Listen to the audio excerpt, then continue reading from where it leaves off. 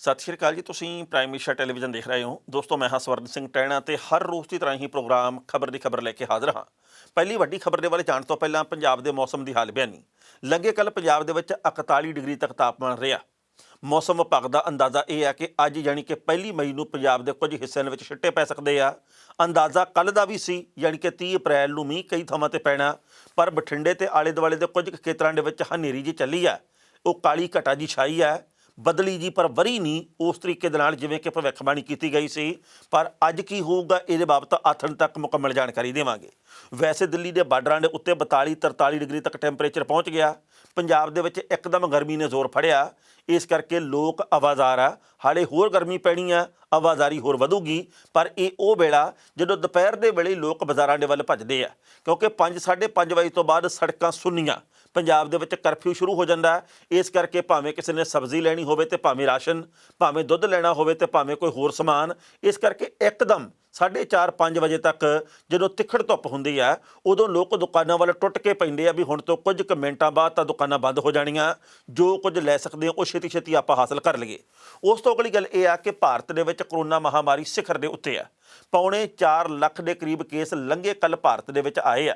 ਹਜ਼ਾਰਾਂ ਲੋਕਾਂ ਦੀ ਮੌਤ ਹੋਈ ਹੈ ਤੇ ਆਉਂਦੇ ਸਮੇਂ ਦੇ ਵਿੱਚ ਲੱਗਦਾ ਇਹ ਹੈ ਕਿ ਹੋਰ ਬਹੁਤ ਵੱਡੇ ਪੱਧਰ ਦੇ ਉੱਤੇ ਇਹ ਸੰਕਟ ਵਧਣਾ, ਕਿਉਂਕਿ ਅਸੀਂ ਪਹਿਲਾਂ ਵੀ 2-3 ਵਾਰੀ ਗੱਲ ਸਾਂਝੀ ਕੀਤੀ ਹੈ। ਸਿਹਤ ਮਾਹਰ ਕਹਿੰਦੇ ਆ, ਜਿਹੜੇ ਕਿ ਬਹੁਤ ਮੰਨੇ ਪ੍ਰਮੰਨੇ ਸਿਹਤ ਮਾਹਰ ਆ, ਉਹ ਕਹਿੰਦੇ ਵੀ ਮਈ ਦੇ ਅੱਧ ਤੱਕ, ਯਾਨੀ ਕਿ ਇਸ ਮਹੀਨੇ ਦੇ ਅੱਧ ਤੱਕ ਭਾਰਤ ਦੇ ਵਿੱਚ ਕਰੋਨਾ ਦਾ ਸਿਖਰ ਹੋਣਾ। ਬਹੁਤ ਵੱਡੀ ਗਿਣਤੀ ਦੇ ਵਿੱਚ ਮੌਤਾਂ ਹੋਣ ਦੀ ਸੰਭਾਵਨਾ। ਸੋ ਜੇਕਰ ਉਹਨਾਂ ਦੇ ਵੱਲੋਂ ਕੀਤੀ ਗਈ ਭਵਿੱਖਬਾਣੀ ਸਹੀ ਸਾਬਤ ਹੁੰਦੀ ਹੈ, ਸਾਡੇ ਪਿੰਡ ਪੱਲੇ ਰਹੂਗਾ ਕਿ ਸਾਡੇ ਕੋਲੇ ਆਕਸੀਜਨ ਦੀ ਘਾਟ, ਸਾਡੇ ਕੋਲੇ ਬੈੱਡਾਂ ਦੀ ਘਾਟ, ਸਾਡੇ ਕੋਲੇ ਵੈਂਟੀਲੇਟਰਾਂ ਦੀ ਘਾਟ, ਸਾਡੇ ਕੋਲੇ ICU ਵਾਲੇ ਬੈੱਡਾਂ ਦੀ ਘਾਟ, ਸਾਡੇ ਕੋਲੇ ਹੈ ਕੀ? ਸਾਡੇ ਕੋਲੇ ਸਿਰਫ ਤੇ ਸਿਰਫ ਵਿਚਾਰ ਆ, ਸਾਡੇ ਕੋਲੇ ਸਿਰਫ ਤੇ ਸਿਰਫ ਰਾਇਆਂ। ਭਾਰਤ ਦੀ ਸਰਕਾਰ ਕਹਿੰਦੀ ਆ ਕਿ ਆਤਮ ਨਿਰਭਰ ਬਣੋ। ਲੋਕ ਆਤਮ ਨਿਰਭਰ ਇੰਨੇ ਕੁ ਬਣ ਗਏ ਆ, ਆਪਦਾ ਆਕਸੀਜਨ ਦਾ ਸਿਲੰਡਰ ਚੱਕ ਕੇ ਤੇ ਉਹ ਹਸਪਤਾਲ ਦੇ ਵਿੱਚ ਦਾਖਲ ਹੋ ਰਹੇ ਆ। ਪੁੱਛ ਪ੍ਰਤੀਤ ਕਰਨ ਵਾਲਾ, ਉਹਨਾਂ ਦੀ ਸਾਰ ਲੈਣ ਵਾਲਾ, ਬਾਂਹ ਫੜਨ ਵਾਲਾ ਹੈ ਹੀ ਕੋਈ ਨਹੀਂ ਗਾ। ਉਸ ਤੋਂ ਅਗਲੀ ਗੱਲ ਇਹ ਹੈ ਵੀ ਦਿੱਲੀ ਦੇ ਵਿੱਚ ਪਿਛਲੇ 24 ਘੰਟਿਆਂ ਦੇ ਅੰਦਰ 700 ਤੋਂ ਵੱਧ ਲਾਸ਼ਾਂ ਦਾ ਸੰਸਕਾਰ ਵੱਖ-ਵੱਖ ਸ਼ਮਸ਼ਾਨ ਘਾਟਾਂ ਦੇ ਵਿੱਚ ਹੋਇਆ। ਇਹ ਅੰਕੜਾ ਆਪਣੇ ਆਪ ਦੇ ਵਿੱਚ ਬੜਾ ਡਰਾਉਣਾ। ਜੇਕਰ ਇਸ ਅੰਕੜੇ ਦੇ ਮੁਤਾਬਕ ਹੀ ਆਉਂਦੇ ਸਮੇਂ ਦੇ ਵਿੱਚ ਮੌਤਾਂ ਹੁੰਦੀਆਂ ਰਹੀਆਂ ਤਾਂ ਫਿਰ ਵੀ ਸਾਡੇ ਪਿੰਡ ਪੱਲੇ ਕੁਝ ਨਹੀਂ ਰਹਿਣਾ, ਕਿਉਂਕਿ ਜਿਹੜੇ ਸਾਡੇ ਮੰਤਰੀ ਸੰਤਰੀ ਆ ਉਹ ਤਾਂ ਵੱਖ-ਵੱਖ ਚੰਗੇ ਹਸਪਤਾਲਾਂ ਵਿੱਚ ਦਾਖਲ ਹੋ ਜਾਂਦੇ ਆ ਤੇ ਅਸੀਂ ਕਿੰਨੀਆਂ ਥਾਵਾਂ ਦੇ ਉੱਤੇ ਜਾਂਦੇ ਆ, ਇਹਦੇ ਬਾਰੇ ਪਤਾ ਹੀ ਆ। ਲੰਘੇ ਕੱਲ੍ਹ ਜਿਸ ਤਰੀਕੇ ਨਾਲ ਰੋਹਿਤ ਸਰਦਾਨਾ, ਜਿਹੜੇ ਕਿ ਅੱਜ ਤੱਕ ਦੇ ਸੀਨੀਅਰ ਪੱਤਰਕਾਰ ਸੀ, ਨਿਊਜ਼ ਐਂਕਰ ਸੀ, ਉਹਨਾਂ ਦੀ ਮੌਤ ਹੋਈ ਆ। ਇਸ ਤੋਂ ਇਲਾਵਾ ਇੱਕ ਉਹ ਬੇਬੇ ਜਿਹਦੇ ਨਾਂ ਦੇ ਉੱਤੇ ਸਾਂਡ ਕੀ ਆਂਖ ਹਿੰਦੀ ਫਿਲਮ ਬਣੀ, ਉਸ ਬੇਬੇ ਦੀ ਵੀ 99 ਸਾਲ ਦੀ ਉਮਰ ਦੇ ਵਿੱਚ ਮੌਤ ਹੋ ਗਈ ਹੈ। ਯੂਪੀ ਦੇ ਬਾਗਪਤ ਖੇਤਰ ਦੇ ਰਹਿਣ ਵਾਲੇ ਸੀ, ਮੇਰਠ ਦੇ ਇੱਕ ਹਸਪਤਾਲ ਦੇ ਵਿੱਚ ਜ਼ੇਰੇ ਇਲਾਜ ਸੀ। ਉਸ ਬੇਬੇ ਦੇ ਤੁਰ ਜਾਣ ਤੋਂ ਬਾਅਦ ਫਿਲਮੀ ਹਸਤੀਆਂ ਨੇ ਵੀ ਇਸ ਵਕਤ ਦੁੱਖ ਪ੍ਰਗਟਾਇਆ। ਉਸ ਤੋਂ ਅਗਲੀ ਗੱਲ ਇਹ ਹੈ ਕਿ ਦਿੱਲੀ ਦੇ ਉਪ ਰਾਜਪਾਲ ਅਨਿਲ ਬੈਜਲ ਵੀ ਕਰੋਨਾ ਪੀੜਤ ਹੋ ਗਏ ਆ। ਅਰਵਿੰਦ ਕੇਜਰੀਵਾਲ ਦੀ ਘਰਵਾਲੀ ਸੁਨੀਤਾ ਕੇਜਰੀਵਾਲ ਵੀ ਇਸ ਵਕਤ ਮੈਕਸ ਹਸਪਤਾਲ ਦੇ ਵਿੱਚ ਦਾਖਲ ਹੈ। ਸਿਹਤ ਉਹਨਾਂ ਦੀ ਵਿਗੜ ਗਈ ਹੈ। ਇਹ ਸਿਰਫ 3-4 ਮੈਂ ਉਦਾਹਰਨਾਂ ਤਾਂ ਦਿੱਤੀਆਂ। ਵੈਸੇ ਤਾਂ ਹਰ ਬੰਦੇ ਦੀ ਜ਼ਿੰਦਗੀ ਬੜੀ ਮੁੱਲਵਾਨ ਆ, ਆਪਣੇ ਟੱਬਰ ਦੇ ਲਈ, ਆਪਣੇ ਆਲੇ ਦੁਆਲੇ ਦੇ ਲਈ, ਸਕੇ ਸੰਬੰਧੀਆਂ ਲਈ, ਦੋਸਤਾਂ ਮਿੱਤਰਾਂ ਦੇ ਲਈ, ਆਪਣੇ ਦਾਇਰੇ ਦੇ ਲਈ। ਪਰ ਜੇਕਰ ਛੋਟਾ ਵੱਡਾ ਅਮੀਰ ਗਰੀਬ ਵੈਸੇ ਤਾਂ ਹੋਣਾ ਨਹੀਂ ਚਾਹੀਦਾ, ਬਰਾਬਰਤਾ ਹੋਣੀ ਚਾਹੀਦੀ ਹੈ, ਪਰ ਸਾਰੇ ਹੀ ਇਸ ਸਮੱਸਿਆ ਦੇ ਕਲਾਵੇ ਦੇ ਵਿੱਚ ਆ ਰਹੇ ਆ। ਇਹ ਉਹ ਵੇਲਾ ਜਦੋਂ ਭਾਰਤ ਦੇ ਵਿੱਚ 2 ਮੰਤਰੀਆਂ ਤੇ 3 ਵਿਧਾਇਕਾਂ ਦੀ, BJP ਦੇ ਵਿਧਾਇਕਾਂ ਦੀ ਮੌਤ ਕਰੋਨਾ ਕਰਕੇ ਹੋ ਗਈ ਹੈ। ਹਾਲਾਤ ਫਿਰ ਵੀ ਉੱਥੇ ਦੇ ਉੱਥੇ ਆ। ਕੇਂਦਰ ਦੀ ਸਰਕਾਰ ਰਹਿਣ ਦੇਈ ਜਾਂਦੀ ਹੈ, ਪਰ ਸੰਭਲਦੀ ਨਹੀਂ, ਸਮਝਦੀ ਨਹੀਂ। ਤੇ ਦੁਨੀਆ ਭਰ ਦੇ ਮੀਡੀਆ ਦੇ ਵਿੱਚ ਇਸ ਵਕਤ ਭਾਰਤ ਦੀ ਸਰਕਾਰ ਦੀ ਕਿਰਕਿਰੀ ਹੋ ਰਹੀ ਹੈ ਕਿ ਓਵਰ ਕੌਨਫੀਡੈਂਸ ਦੇ ਚੱਕਰ ਦੇ ਵਿੱਚ ਇਹਨਾਂ ਨੇ ਲੋਕਾਂ ਦੀ ਬਲੀ ਦੇਤੀ ਹੈ, ਲੋਕਾਂ ਨੂੰ ਮਰਵਾਤਾ। ਜਿਹੜਾ ਟਾਈਮਜ਼ ਮੈਗਜ਼ੀਨ ਕਿਸਾਨਾਂ ਦੀ ਫੋਟੋ ਸਾਹਮਣੇ ਲਾ ਕੇ, ਔਰਤਾਂ ਦੀ ਫੋਟੋ ਸਾਹਮਣੇ ਲਾ ਕੇ ਤੇ ਬਹੁਤ ਵੱਡੇ ਪੱਧਰ ਦੇ ਉੱਤੇ ਚਰਚਾ ਛੇੜੀ ਸੀ, ਉਹਨੇ ਉਸੇ ਟਾਈਮਜ਼ ਮੈਗਜ਼ੀਨ ਦੇ ਕਵਰ ਪੇਜ ਦੇ ਉੱਤੇ ਇਸ ਵਕਤ ਭਾਰਤ ਦੇ ਵਿੱਚ ਬਲਦੀਆਂ ਸਿਵਿਆਂ ਦੀ, ਸੜਦੀਆਂ ਲਾਸ਼ਾਂ ਦੀ ਫੋਟੋ ਲਾਈ ਗਈ ਹੈ ਤੇ ਹੁਣ ਕੋਈ ਨਹੀਂ ਬੋਲਦਾ। ਇਸ ਵਕਤ ਵੀ ਅੰਨੀ ਭਗਤੀ ਦੇ ਵਿੱਚ ਲੱਗੇ ਹੋਏ ਲੋਕ ਗੱਲ ਕਹਿੰਦੇ ਆ, ਇਹ ਤਾਂ ਸਮੇਂ ਕੀ ਬਾਤ ਹੈ, ਸਭ ਕੁਝ ਠੀਕ ਹੋ ਰਹਾ ਹੈ। ਕੱਲ੍ਹ ਮੈਂ ਇੱਕ ਮੋਦੀ ਸਾਹਿਬ ਦਾ ਭਾਸ਼ਣ ਸੁਣਿਆ ਮਨ ਕੀ ਬਾਤ ਵਾਲਾ।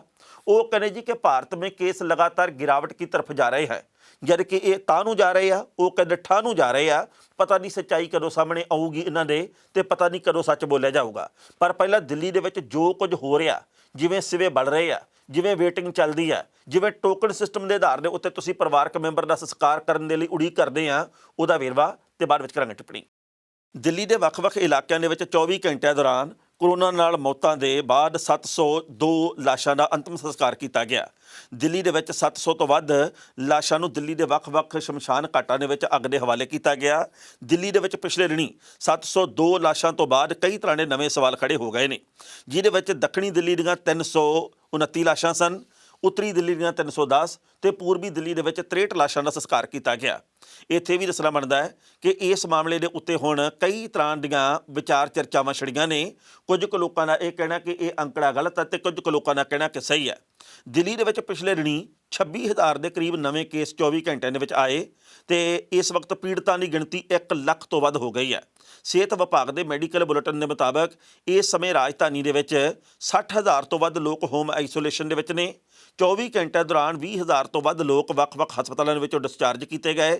ਇਸੇ ਦਰਮਿਆਨ ਕਰੋਨਾ ਦੇ ਨਾਲ ਮੌਤ ਦੇ ਅੰਕੜੇ ਤੇ ਦਿੱਲੀ ਦੇ ਵੱਖ-ਵੱਖ ਇਲਾਕਿਆਂ ਦੇ ਵਿੱਚ ਕਰੋਨਾ ਨਾਲ ਮੌਤਾਂ ਤੋਂ ਬਾਅਦ ਲਾਸ਼ਾਂ ਦੀ ਅੰਤਿਮ ਸੰਸਕਾਰ ਮੌਕੇ ਦੀ ਗਿਣਤੀ ਦੇ ਆਧਾਰ ਦੇ ਉੱਤੇ ਕਈ ਤਰ੍ਹਾਂ ਦੀ ਚਰਚਾ ਛਿੜੀ ਹੈ।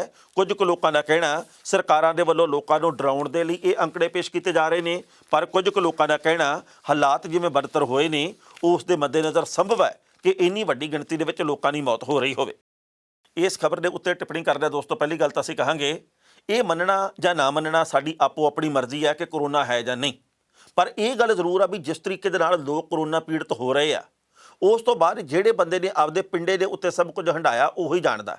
ਰੋਹਿਤ ਸਰਦਾਨਾ ਦੇ ਵੱਲੋਂ ਪਰਸੋਂ ਤੱਕ ਇਹ ਗੱਲ ਕਹੀ ਜਾਂਦੀ ਸੀ ਕਿ ਮੈਂ ਹੁਣ ਤੰਦਰੁਸਤੀ ਦੇ ਵੱਲ ਵਧ ਰਿਹਾ, ਪਰ ਜਿਸ ਤਰੀਕੇ ਦੇ ਨਾਲ ਲੰਘੇ ਕੱਲ੍ਹ ਉਹਨਾਂ ਦੀ ਮੌਤ ਦੀ ਖਬਰ ਆਈ ਆ ਹਰ ਕੋਈ ਝੰਬਿਆ ਗਿਆ। ਕੌਣ ਕਿਹੜੇ ਅਦਾਰੇ 'ਚ ਕੰਮ ਕਰਦਾ, ਕੌਣ ਕਿਵੇਂ ਆ, ਇਹ ਬਾਅਦ ਦੀਆਂ ਗੱਲਾਂ। ਮਨੁੱਖ ਆ ਤੇ ਮਨੁੱਖ ਦੇ ਜਾਣ ਦਾ ਦੁੱਖ ਹੋਣਾ ਕੁਦਰਤੀ ਹੈ। ਪੱਤਰਕਾਰ ਭਾਈਚਾਰੇ ਦੇ ਵਿੱਚ ਦੁੱਖ ਦੀ ਲਹਿਰ ਆ।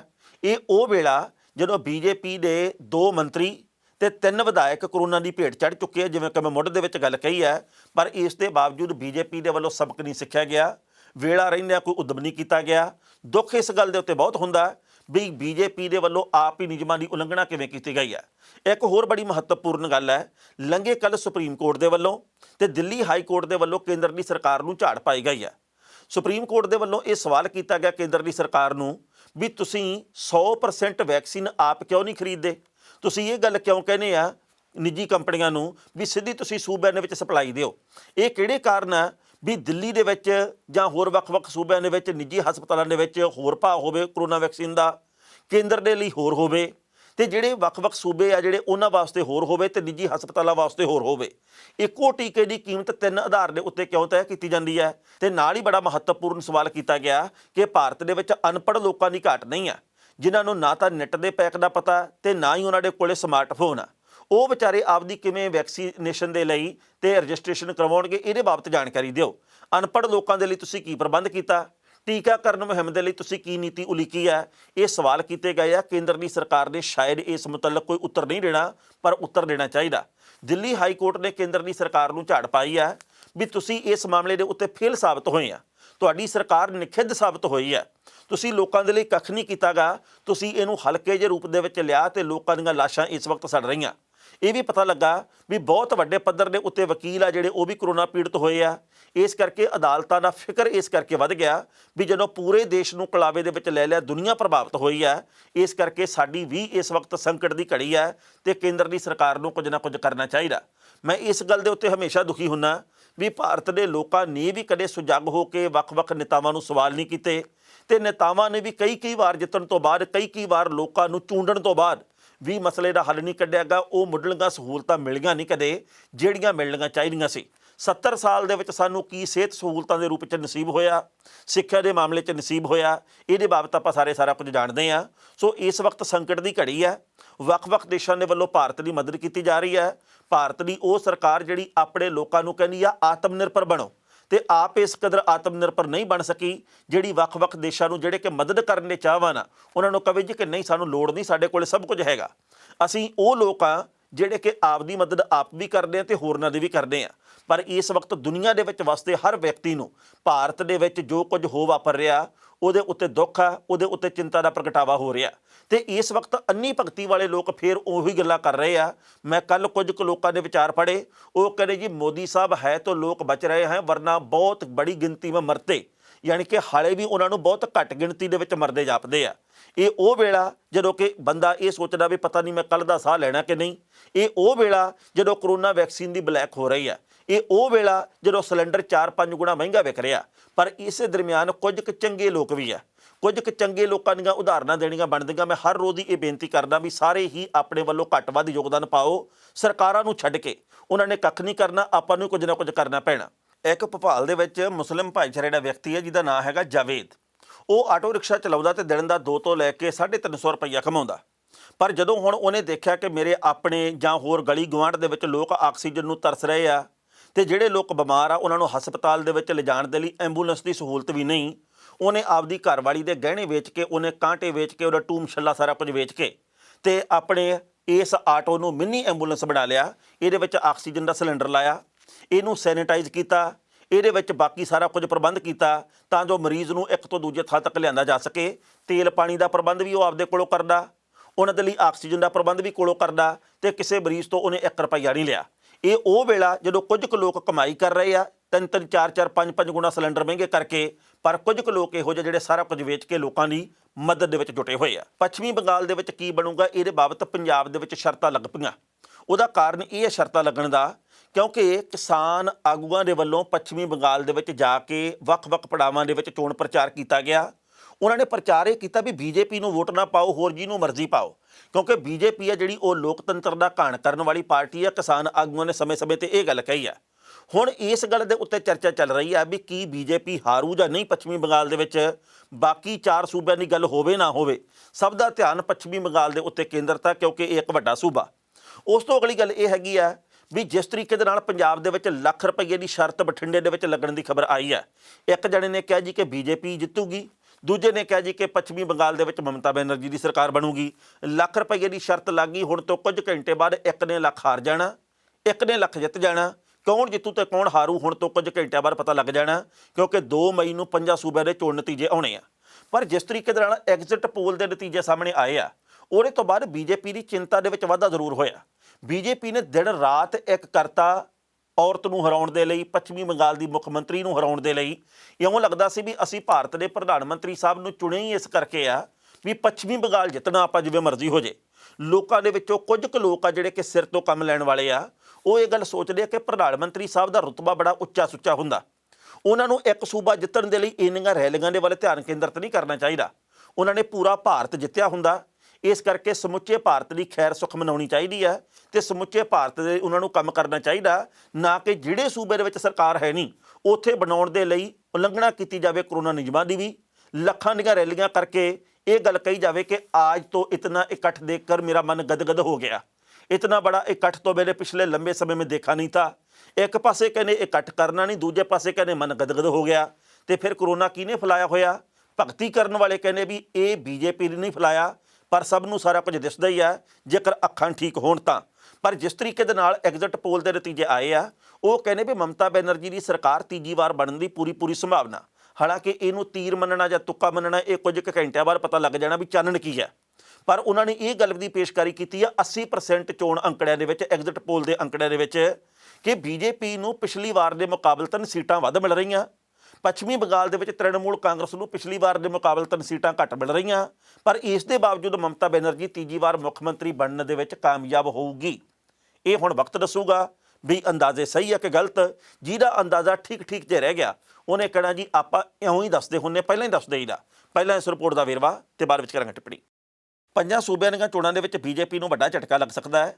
ਬੇਸ਼ੱਕ ਸਭ ਨੂੰ ਚੋਣ ਨਤੀਜਿਆਂ ਦੀ ਉਡੀਕ ਹੈ, ਪਰ ABP ਨਿਊਜ਼ ਦੇ ਲਈ ਸੀ ਵੋਟਰ ਵੱਲੋਂ ਕਰਵਾਏ ਗਏ ਐਗਜ਼ਿਟ ਪੋਲ ਦੇ ਵਿੱਚ ਬੀਜੇਪੀ ਲਈ ਚੰਗੀ ਖਬਰ ਨਹੀਂ ਹੈ।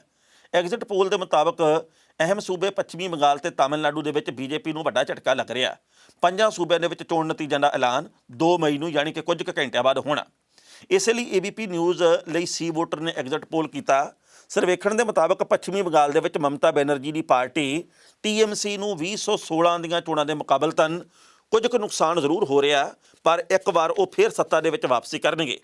ABP ਨਿਊਜ਼ ਸੀ ਵੋਟਰ ਦੇ ਐਗਜ਼ਿਟ ਪੋਲ ਦੇ ਮੁਤਾਬਕ 294 ਸੀਟਾਂ ਵਾਲੀ ਪੱਛਮੀ ਬੰਗਾਲ ਵਿਧਾਨ ਸਭਾ ਦੇ ਵਿੱਚ ਮਮਤਾ ਬੈਨਰਜੀ ਦੀ ਪਾਰਟੀ ਤ੍ਰਿਣਮੂਲ ਕਾਂਗਰਸ ਨੂੰ 152 ਤੋਂ ਲੈ ਕੇ 164 ਦੇ ਵਿਚਾਲੇ ਸੀਟਾਂ ਮਿਲਣ ਦਾ ਅੰਦਾਜ਼ਾ ਹੈ।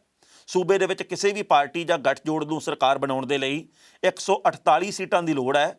ਭਾਜਪਾ ਨੂੰ 109 ਤੋਂ ਲੈ ਕੇ 121 ਸੀਟਾਂ ਮਿਲਣ ਦਾ ਅੰਦਾਜ਼ਾ ਹੈ। ਕਾਂਗਰਸ ਤੇ ਲੈਫਟ ਯਾਨੀ ਕਿ CPM 14 ਤੋਂ ਲੈ ਕੇ 24 ਤੱਕ ਸੀਟਾਂ ਲੈ ਸਕਦੀਆਂ ਨੇ। ਸੋ ਜਿੱਤਣ ਦੇ ਲਈ ਆਪਾਂ ਜਾਣਦੇ ਕਿ ਇੱਥੇ 147 ਤੋਂ ਵੱਧ ਸੀਟਾਂ ਚਾਹੀਦੀਆਂ ਨੇ, ਪਰ ਜਿਸ ਤਰੀਕੇ ਦੇ ਹਾਲਾਤ ਬਣੇ ਨੇ ਲੱਗਦਾ ਇਹ ਹੈ ਕਿ BJP ਨੂੰ ਦੂਜੇ ਨੰਬਰ ਦੇ ਉੱਤੇ ਸਬਰ ਕਰਨਾ ਪੈਣਾ। ਅਸਾਮ ਦੇ ਵਿੱਚ ਐਗਜ਼ਿਟ ਪੋਲ ਦੇ ਅੰਦਾਜ਼ਿਆਂ ਮੁਤਾਬਕ ਭਾਜਪਾ ਨੂੰ ਇੱਕ ਵਾਰ ਫੇਰ ਸਰਕਾਰ ਬਣਾਉਣ ਦਾ ਮੌਕਾ ਮਿਲ ਜਾਣਾ। ਐਗਜ਼ਿਟ ਪੋਲ ਦੇ ਮੁਤਾਬਕ NDA ਨੂੰ 58 ਤੋਂ ਲੈ ਕੇ 71 ਸੀਟਾਂ ਮਿਲ ਸਕਦੀਆਂ ਨੇ ਤੇ ਕਾਂਗਰਸ ਦੀ ਅਗਵਾਈ ਵਾਲੇ UPA ਨੂੰ 53 ਤੋਂ ਲੈ ਕੇ 66 ਸੀਟਾਂ ਮਿਲਣ ਦਾ ਅੰਦਾਜ਼ਾ ਹੈ ਤੇ ਹੋਰਨਾਂ ਦੇ ਖਾਤੇ ਦੇ ਵਿੱਚ 1 ਤੋਂ ਲੈ ਕੇ 7 ਤੱਕ ਸੀਟਾਂ ਜਾ ਸਕਦੀਆਂ ਨੇ ਤੇ ਜਿੱਤਣ ਦੇ ਲਈ ਇੱਥੇ 64 ਸੀਟਾਂ ਦੀ ਜ਼ਰੂਰਤ ਪੈਂਦੀ ਹੈ। ਜੇ ਕੇਰਲ ਦੀ ਗੱਲ ਕਰਦੇ ਹਾਂ ਤਾਂ ਇੱਥੇ ਕੁੱਲ ਵਿਧਾਨ ਸਭਾ ਦੀਆਂ 140 ਸੀਟਾਂ ਨੇ, ਬਹੁਮਤ ਦਾ ਅੰਕੜਾ 71 ਹੈ। ਐਗਜ਼ਿਟ ਪੋਲ ਦੇ ਨਤੀਜੇ ਮੁਤਾਬਕ ਇੱਕ ਵਾਰ ਫੇਰ ਖੱਬੀ ਪਾਰਟੀ ਦੀ ਅਗਵਾਈ ਵਾਲੀ LDF ਸੱਤਾ ਦੇ ਵਿੱਚ ਵਾਪਸੀ ਕਰ ਸਕਦੀ ਹੈ। ਇੱਥੇ ਵੀ ਦੱਸਣਾ ਬਣਦਾ ਕਿ ਤਾਮਿਲਨਾਡੂ ਦੇ ਵਿੱਚ ਕਾਂਗਰਸ ਤੇ MK ਸਟਾਲਿਨ ਦੇ ਗੱਠਜੋੜ ਵਾਲੀ UPA ਦੀ ਸਰਕਾਰ ਬਣਦੀ ਦਿਸ ਰਹੀ ਹੈ। UPA ਨੂੰ ਇੱਥੇ 160 ਤੋਂ ਲੈ ਕੇ 172 ਸੀਟਾਂ ਮਿਲਣ ਦਾ ਅੰਦਾਜ਼ਾ ਹੈ। ਇਹ ਅੰਕੜੇ ਵੱਡੀ ਜਿੱਤ ਵੱਲ ਇਸ਼ਾਰਾ ਕਰਦੇ ਨੇ। ਆਲ ਇੰਡੀਆ ਅੰਨਾ DMK ਤੇ ਭਾਜਪਾ ਦੇ ਗੱਠਜੋੜ ਨੂੰ 58 ਤੋਂ ਲੈ ਕੇ 70 ਸੀਟਾਂ ਮਿਲਣ ਦੀ ਪੂਰੀ ਸੰਭਾਵਨਾ ਹੈ। ਇਸ ਖਬਰ ਦੇ ਉੱਤੇ ਟਿੱਪਣੀ ਕਰਦੇ ਦੋਸਤੋ ਪਹਿਲੀ ਗੱਲ ਤਾਂ ਅਸੀਂ ਕਹਾਂਗੇ ਐਗਜ਼ਿਟ ਪੋਲ ਦੇ ਇਹ ਨਤੀਜੇ ਤੀਰ ਨਹੀਂ ਤਾਂ ਤੁੱਕਾ ਇਹੋ ਜਿਹੀਆਂ ਖਬਰਾਂ ਨਾਲ ਜੁੜੇ ਹੁੰਦੇ ਆ। ਪਿਛਲੀ ਵਾਰ ਜਦੋਂ ਪੰਜਾਬ ਦੇ ਵਿੱਚ ਵਿਧਾਨ ਸਭਾ ਦੀਆਂ ਚੋਣਾਂ ਹੋਈਆਂ 17 ਦੇ ਵਿੱਚ ਆਮ ਆਦਮੀ ਪਾਰਟੀ ਨੂੰ 90, ਕੋਈ ਕਹਿੰਦਾ 95, ਕੋਈ ਕਹਿੰਦਾ 85, ਕੋਈ ਕਹਿੰਦਾ 105 ਸੀਟਾਂ ਮਿਲਣੀਆਂ, ਪਰ ਉਹਨਾਂ ਨੂੰ ਸਬਰ ਬਹੁਤ ਥੋੜ੍ਹੇ ਤੇ ਕਰਨਾ ਪਿਆ। 2 ਦਰਜਨ ਸੀਟਾਂ ਉਹਨਾਂ ਨੂੰ ਮਿਲੀਆਂ ਨਹੀਂ, ਯਾਨੀ ਕਿ ਅੰਦਾਜ਼ੇ ਪੂਰੀ ਤਰ੍ਹਾਂ ਫੇਲ ਹੋ ਗਏ। ਪਰ ਕਈ ਵਾਰ ਅੰਦਾਜ਼ੇ ਇਸ ਕਦਰ ਸਟੀਕ ਬੈਠਦੇ ਆ, ਸਹੀ ਬੈਠਦੇ ਆ ਵੀ ਕੁਝ ਕੁ ਸੀਟਾਂ 5-4 ਦਾ ਫਰਕ ਪੈਂਦਾ ਅੱਗੇ ਜਾਂ ਪਿੱਛੇ, ਪਰ ਬਿਲਕੁਲ ਇਉਂ ਲੱਗਦਾ ਵੀ ਜਿਹਨੇ ਵੀ ਇਹ ਸਰਵੇਖਣ ਕੀਤਾ ਸੀ ਐਗਜ਼ਿਟ ਪੋਲ ਵਾਲਾ, ਉਹਨੇ ਤੀਰ ਟਿਕਾਣੇ ਦੇ ਉੱਤੇ ਲਾਇਆ, ਉਹਨੇ ਬੜੀ ਮਿਹਨਤ ਕੀਤੀ ਹੈ। ਸੋ ਲੱਗ ਜੂ ਪਤਾ ਕਿ ਕੌਣ ਕਿੰਨੇ ਪਾਣੀ ਦੇ ਵਿੱਚ ਹੈ ਤੇ ਕਿਹਦਾ ਅੰਦਾਜ਼ਾ ਬਿਲਕੁਲ ਸਹੀ ਬੈਠਦਾ। ਪਰ ਗੱਲ ਇਹ ਹੈ, ਮੰਨਿਆ ਜਾ ਰਿਹਾ ਜਿਹੜੀ ਕਿ ਧਾਰਨਾ ਬਣੀ ਹੋਈ ਹੈ ਕਿ ਜੇਕਰ ਪੱਛਮੀ ਬੰਗਾਲ ਦੇ ਵਿੱਚ BJP ਨੂੰ ਧੋਬੀ ਪਟਕਾ ਲੱਗ ਜਾਂਦਾ ਤਾਂ ਸ਼ਾਇਦ ਉਹਨੂੰ ਕਿਸਾਨਾਂ ਦੀਆਂ ਮੰਗਾਂ ਚੇਤੇ ਆਉਣ, ਸ਼ਾਇਦ ਉਹ ਸੋਚੇ ਕਿ ਪੰਜਾਬ ਦੇ ਤੇ ਦੇਸ਼ ਦੇ ਕਿਸਾਨ ਜਿਹੜੇ 5.25 ਮਹੀਨਿਆਂ ਤੋਂ ਬਾਰਡਰਾਂ 'ਤੇ ਬੈਠੇ ਆ, ਇਹਨਾਂ ਨੂੰ ਅਸੀਂ ਇੱਕ ਟੈਲੀਫੋਨ ਕਰ ਦਈਏ, ਮੀਟਿੰਗ ਰੱਖ ਲਈਏ। ਪਰ ਇਹ ਵੀ ਮੰਨਿਆ ਜਾ ਰਿਹਾ ਵੀ ਜੇਕਰ ਇੱਥੇ BJP ਨੂੰ ਜਿੱਤ ਹਾਸਲ ਹੋ ਜਾਂਦੀ ਆ, ਉਹਨਾਂ ਨੇ ਸ਼ਾਇਦ ਟਿੱਚ ਜਲਣਾ ਕਿਸਾਨਾਂ ਨੂੰ ਵੀ ਬੈਠੇ ਤਾਂ ਬੈਠੇ ਰਹਿਣ, ਸਾਡਾ ਕੀ ਲਿਜਾਂਦੇ ਆ, 5.25 ਮਹੀਨਿਆਂ ਦੇ ਵਿੱਚ ਕੀ ਲੈ ਗਏ ਜਿਹੜਾ ਆਉਂਦੇ ਸਮੇਂ 'ਚ ਸਾਡਾ ਕੁਝ ਲੈ ਜਾਣਗੇ। ਸੋ ਇਸੇ ਕਰਕੇ ਪੰਜਾਬ ਦੇ ਵਿੱਚ ਸ਼ਰਤਾਂ ਲੱਗ ਰਹੀਆਂ। ਮੈਨੂੰ ਇਉਂ ਲੱਗਦਾ ਵੀ ਪੰਜਾਬ ਦੇ ਵਿੱਚ ਢੋਲ ਵੀ ਖੜਕਣਗੇ, ਮੈਨੂੰ ਇਉਂ ਲੱਗਦਾ ਵੀ ਪੰਜਾਬ ਦੇ ਵਿੱਚ ਜਸ਼ਨ ਵੀ ਮਨਾਏ ਜਾਣਗੇ। ਉਹ ਜਿਹੜੀ ਮਰਜ਼ੀ ਪਾਰਟੀ ਦੇ ਹਾਰਨ ਕਰਕੇ ਜਾਂ ਜਿੱਤਣ ਦੇ ਕਰਕੇ ਮਨਾਏ ਜਾਣ, ਪਰ ਲੋਕਾਂ ਦੇ ਆਪੋ ਆਪਣੇ ਵਿਚਾਰ ਆ, ਲੋਕਾਂ ਦੀਆਂ ਆਪੋ ਆਪਣੀਆਂ ਖੁਸ਼ੀਆਂ। ਇੱਕ ਗੱਲ ਹੋਰ ਹੈ ਵੀ ਚੋਣ ਕਮਿਸ਼ਨ ਨੂੰ ਜਦੋਂ ਹੁਣ ਮਦਰਾਸ ਦੀ ਹਾਈ ਕੋਰਟ ਦੇ ਵੱਲੋਂ ਬੇਹੱਦ ਝਾੜ ਪਾਈ ਗਈ ਵੀ ਤੁਹਾਡੇ ਕਰਕੇ ਹੀ ਇੰਨੇ ਵੱਡੇ ਪੱਧਰ ਤੇ ਕਰੋਨਾ ਫੈਲਿਆ, ਤੁਸੀਂ ਰੈਲੀਆਂ ਦੇ ਉੱਤੇ ਪਾਬੰਦੀ ਕਿਉਂ ਨਹੀਂ ਲਾਈ, ਤਾਂ ਉਸ ਤੋਂ ਬਾਅਦ ਇਹ ਗੱਲ ਕਹੀ ਹੈ ਚੋਣ ਕਮਿਸ਼ਨ ਨੇ ਵੀ ਜਿਹੜੀ ਵੀ ਪਾਰਟੀ ਦਾ ਉਮੀਦਵਾਰ ਜਿੱਤਦਾ ਉਹ 2 ਜਾਣੇ ਜਾਣਗੇ, ਜਿੱਤਦਾ ਸਰਟੀਫਿਕੇਟ ਲੈ ਕੇ ਆਉਣਗੇ। ਕਿਸੇ ਨੇ ਢੋਲ ਬਾਜਾ ਨਹੀਂ ਵਜਾਉਣਾ, ਕਿਸੇ ਨੇ ਕੋਈ ਖੌਰੂ ਨਹੀਂ ਪਾਉਣਾ, ਕਿਸੇ ਨੇ ਇਕੱਠ ਕਰਕੇ ਭੰਗੜੇ ਨਹੀਂ ਪਾਉਣਗੇ। ਇਸ ਕਰਕੇ ਹੁਣ ਜਿਹੜੀ ਗੱਲ ਦੇ ਉੱਤੇ ਉਹਨਾਂ ਨੇ ਖਿਆਲ ਕੀਤਾ ਹੈ, ਜੇਕਰ ਪਹਿਲਾਂ ਕਰ ਲੈਂਦੇ ਤਾਂ ਸ਼ਾਇਦ ਪੱਛਮੀ ਬੰਗਾਲ ਦੇ ਵਿੱਚ ਤੇ ਬਾਕੀ ਸੂਬਿਆਂ ਦੇ ਵਿੱਚ ਅੱਜ ਜਿੰਨਾ ਕਰੋਨਾ ਨਾ ਫੈਲਦਾ। ਸਵਾਰਥ ਰਾਜਨੀਤੀ ਦੇ ਉੱਤੇ ਕਿਸ ਕਦਰ ਭਾਰੂ ਹੈ, ਇਹਦੇ ਬਾਬਤ ਸਮੇਂ-ਸਮੇਂ ਤੇ ਕਈ ਖਬਰਾਂ ਆਉਂਦੀਆਂ। ਇੱਕ ਦਿਨ ਪਹਿਲਾਂ ਵੀ ਅਸੀਂ ਇਹ ਗੱਲ ਕੀਤੀ ਸੀ ਵੀ ਜਿਸ ਦਿਨ ਪੱਛਮੀ ਬੰਗਾਲ ਦੇ ਵਿੱਚ 8ਵੇਂ ਤੇ ਆਖਰੀ ਗੇੜ ਦੀਆਂ ਵੋਟਾਂ ਪੈ ਗਈਆਂ, ਉਸ ਦਿਨ ਪੱਛਮੀ ਬੰਗਾਲ ਦੇ ਵਿੱਚ ਸਖਤੀਆਂ ਵਰਤੀਆਂ ਜਾਣਗੀਆਂ ਕਰੋਨਾ ਦੇ ਮੱਦੇਨਜ਼ਰ, ਤੇ ਹੋਇਆ ਉਹੀ ਹੈ। ਲੰਘੇ ਕੱਲ੍ਹ ਸਖਤੀਆਂ ਬੇਹੱਦ ਵਧਾ ਦਿੱਤੀਆਂ ਗਈਆਂ। ਦਿਨ ਦੇ ਵਿੱਚ ਸਿਰਫ 2 ਵਾਰ ਬਾਜ਼ਾਰ ਖੁੱਲ੍ਹਣਗੇ, ਉਹ ਵੀ ਕੁਝ ਘੰਟਿਆਂ ਦੇ ਲਈ। ਪਹਿਲਾਂ ਸਵੇਰ ਦੇ ਵੇਲੇ 3 ਘੰਟੇ, ਆਥਣ ਦੇ ਵੇਲੇ 2 ਘੰਟੇ, ਸਭ ਕੁਝ ਬੰਦ ਕਰ ਦਿੱਤਾ ਗਿਆ। ਇਹ ਤਾਂ ਬੰਦ ਕਰ ਦਿੱਤਾ ਗਿਆ ਕਿਉਂਕਿ ਹੁਣ ਇਕੱਠ ਨਹੀਂ ਕਰਨੇ, ਕਿਉਂਕਿ ਹੁਣ ਇਕੱਠਾਂ ਦੀ ਲੋੜ ਨਹੀਂ, ਕਿਉਂਕਿ ਹੁਣ ਵੋਟਾਂ ਦੀ ਜ਼ਰੂਰਤ ਨਹੀਂ। ਵੋਟਾਂ ਹੈਗੀਆਂ ਮਸ਼ੀਨਾਂ ਦੇ ਵਿੱਚ ਕੈਦ। ਹੁਣ ਤਾਂ ਮਸ਼ੀਨਾਂ ਨੇ ਖੁੱਲ੍ਹਣਾ ਤੇ ਪਤਾ ਲੱਗ ਜਾਣਾ ਵੀ ਕੌਣ ਜਿੱਤ ਗਿਆ, ਕੌਣ ਹਾਰ ਗਿਆ। ਪਰ ਜਦੋਂ ਜ਼ਰੂਰਤ ਸੀ ਉਦੋਂ ਕੋਈ ਪਾਬੰਦੀ ਨਹੀਂ ਲਾਈ ਗਈ, ਉਦੋਂ ਕੋਈ ਨਿਯਮ ਸਖਤ ਨਹੀਂ ਕੀਤੇ ਗਏ, ਉਦੋਂ ਕੋਈ ਪ੍ਰੋਟੋਕੋਲ ਦੀ ਗੱਲ ਨਹੀਂ ਕੀਤੀ ਗਈ, ਉਦੋਂ ਇਕੱਠ ਕਰਨ ਨੂੰ ਹੀ ਮਾਣ ਸਮਝਿਆ ਗਿਆ। ਪਹਿਲਾਂ ਇਸ ਰਿਪੋਰਟ ਦਾ ਵੇਰਵਾ ਤੇ ਬਾਅਦ ਵਿੱਚ ਕਰਾਂਗੇ ਟਿੱਪਣੀ। ਵਿਧਾਨ ਸਭਾ ਚੋਣਾਂ ਤੋਂ ਬਾਅਦ ਆਖਰਕਾਰ ਪੱਛਮੀ ਬੰਗਾਲ ਦੀ ਸਰਕਾਰ ਨੇ ਵੀ ਕਰੋਨਾ ਮਹਾਮਾਰੀ ਨੂੰ ਰੋਕਣ ਦੇ ਲਈ ਸਖਤ ਫੈਸਲਾ ਕੀਤਾ।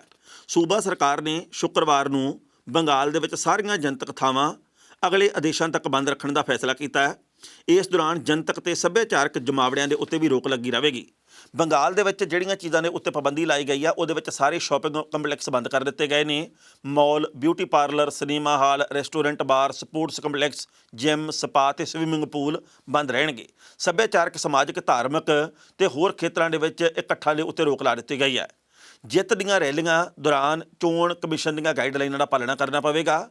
ਕਾਊਂਟਿੰਗ ਹਾਲ ਦੇ ਆਲੇ ਦੁਆਲੇ ਭੀੜ ਨਹੀਂ ਜਮ੍ਹਾਂ ਹੋਣੀ ਚਾਹੀਦੀ। ਸੋਸ਼ਲ ਡਿਸਟੈਂਸਿੰਗ ਦਾ ਪਾਲਣ ਕਰਨਾ ਪਵੇਗਾ। ਬਾਜ਼ਾਰਾਂ ਨੂੰ ਦਿਨ ਦੇ ਵਿੱਚ 2 ਵਾਰ ਖੁੱਲ੍ਹਣ ਦੀ ਆਗਿਆ, ਸਵੇਰੇ 7 ਤੋਂ ਲੈ ਕੇ 10 ਵਜੇ ਤੱਕ ਤੇ ਦੁਪਹਿਰੇ 3 ਤੋਂ ਲੈ ਕੇ ਸ਼ਾਮ 5 ਵਜੇ ਤੱਕ। ਹੋਮ ਡਿਲੀਵਰੀ ਤੇ ਆਨਲਾਈਨ ਸਰਵਿਸ ਜਾਰੀ ਰਹੇਗੀ। ਮੈਡੀਕਲ ਸ਼ਾਪ, ਰਾਸ਼ਨ ਦੀਆਂ ਦੁਕਾਨਾਂ, ਦੁੱਧ ਦੀਆਂ ਦੁਕਾਨਾਂ ਦੇ ਉੱਤੇ ਰੋਕ ਨਹੀਂ ਲੱਗੇਗੀ। ਇਸ ਖਬਰ ਦੇ ਉੱਤੇ ਟਿੱਪਣੀ ਕਰਦਾ ਦੋਸਤੋ, ਪਹਿਲੀ ਗੱਲ ਤਾਂ ਅਸੀਂ ਕਹਾਂਗੇ ਬੀਜੇਪੀ ਸਮੇਤ ਬਾਕੀ ਸਾਰੀਆਂ ਸਿਆਸੀ ਪਾਰਟੀਆਂ ਦੇ ਵੱਲੋਂ ਪੱਛਮੀ ਬੰਗਾਲ ਤੇ ਜਿਹੜੇ ਵੀ ਹੋਰ ਸੂਬਿਆਂ ਦੇ ਵਿੱਚ ਵੋਟਾਂ ਪਾਈਆਂ ਉੱਥੇ ਅਣਗਹਿਲੀ ਸਿਰੇ ਦੇ ਉੱਤੇ ਵਰਤੀ ਗਈ ਹੈ। ਲੋਕਾਂ ਦੀ ਜ਼ਿੰਦਗੀ ਦਾ ਖਿਆਲ ਕੋਈ ਨਹੀਂ ਕੀਤਾ ਗਿਆ। ਚਾਹੀਦਾ ਤਾਂ ਇਹ ਸੀ ਕਿ ਕੇਂਦਰ ਦੀ ਸਰਕਾਰ ਝਾੜ ਪਾਉਂਦੀ ਕਿ ਭਾਈ ਪੱਛਮੀ ਬੰਗਾਲ ਦੇ ਵਿੱਚ ਮਮਤਾ ਬੈਨਰਜੀ ਦੀ ਸਰਕਾਰ ਵੀ ਇਕੱਠ ਨਹੀਂ ਕਰ ਸਕਦੀ, ਪਰ ਉਹ ਵੀ ਇਕੱਠ ਕਰਦੇ ਰਹੇ ਤੇ ਉਹਦੇ ਨਾਲੋਂ ਵੱਡਾ ਇਕੱਠ ਬੀਜੇਪੀ ਦੇ ਆਗੂ ਕਰਦੇ ਰਹੇ ਤੇ ਉਹ ਆਗੂ ਵੀ ਕਰਦੇ ਰਹੇ ਜਿਹੜੇ ਬਾਅਦ ਦੇ ਵਿੱਚ ਕਰੋਨਾ ਪੋਜ਼ਿਟਿਵ ਹੋ ਗਏ। ਯੋਗੀ ਆਦਿੱਤਿਆਨਾਥ ਜਾ ਕੇ ਬੜਕਾ ਮਾਰਦੇ ਸੀ ਪੱਛਮੀ ਬੰਗਾਲ ਦੇ ਵਿੱਚ ਕਿ ਬੀਜੇਪੀ ਹੀ ਜਿੱਤੇਗੀ। ਜਦੋਂ ਆਪ ਕਰੋਨਾ ਪੋਜ਼ਿਟਿਵ ਹੋ ਗਏ ਕਹਿੰਦੇ ਸਰੀਰਕ ਦੂਰੀ ਦੇ ਨਿਯਮਾਂ ਦਾ ਪਾਲਣ ਕਰੋ। ਮਤਲਬ ਇਹ ਆ ਵੀ ਜਦੋਂ ਖੁਦ ਨੂੰ ਸੇਕ ਲੱਗਦਾ ਉਦੋਂ ਅਸੀਂ ਸਮਝਾਉਣ ਤੁਰ ਪੈਂਦੇ ਆ। ਪਰ ਜੇਕਰ ਵੇਲੇ ਸਿਰ ਸਾਰੀਆਂ ਸਿਆਸੀ ਪਾਰਟੀਆਂ ਨੇ ਜ਼ਿੰਮੇਵਾਰੀ ਨਿਭਾਈ ਹੁੰਦੀ ਕਿ ਇਕੱਠ ਨਹੀਂ ਕਰਨਾ, ਚੋਣ ਕਮਿਸ਼ਨ ਨੂੰ ਚਾਹੀਦਾ ਸੀ ਕਿ ਚੋਣਾਂ ਅੱਗੇ ਪਾਰਟੀਆਂ ਜਾਂਦੀਆਂ ਤੇ ਲੋਕਾਂ ਨੂੰ ਚਾਹੀਦਾ ਸੀ ਇਕੱਠਾਂ ਦਾ ਹਿੱਸਾ ਨਾ ਬਣਦੇ, ਤਾਂ ਸ਼ਾਇਦ ਇੰਨੇ ਭਿਆਨਕ ਹਾਲਾਤ ਨਾ ਬਣਦੇ। ਪੱਛਮੀ ਬੰਗਾਲ ਦੇ ਵਿੱਚ ਵੀ ਕਈ 100 ਗੁਣਾ ਕੇਸਾਂ ਦੀ ਗਿਣਤੀ ਦੇ ਵਿੱਚ ਵਾਧਾ ਹੋ ਗਿਆ। ਸਾਰੇ ਤੰਦਰੁਸਤ ਰਹਿਣ, ਇਹਦੀ ਅਸੀਂ ਕਾਮਨਾ ਕਰਦੇ ਹਾਂ। ਖਬਰਾਂ ਦੋਸਤੋ ਕਈ ਹੋਰ ਵੀ ਸਨ, ਪਰ ਜੋ ਵਕਤ ਦੀ ਘਾਟ ਹੈ ਰੁਕਣ ਦਾ ਇਸ਼ਾਰਾ ਕਰ ਰਹੀ ਹੈ। ਕੱਲ੍ਹ ਨੂੰ ਇਸੇ ਵੇਲੇ ਖਬਰ ਦੀ ਖਬਰ ਲੈ ਕੇ ਫਿਰ ਹਾਜ਼ਰ ਹੋਵਾਂਗੇ। ਉਦੋਂ ਤੱਕ ਲਈ ਆਗਿਆ ਦਿਓ। ਬਹੁਤ ਬਹੁਤ ਮਿਹਰਬਾਨੀ।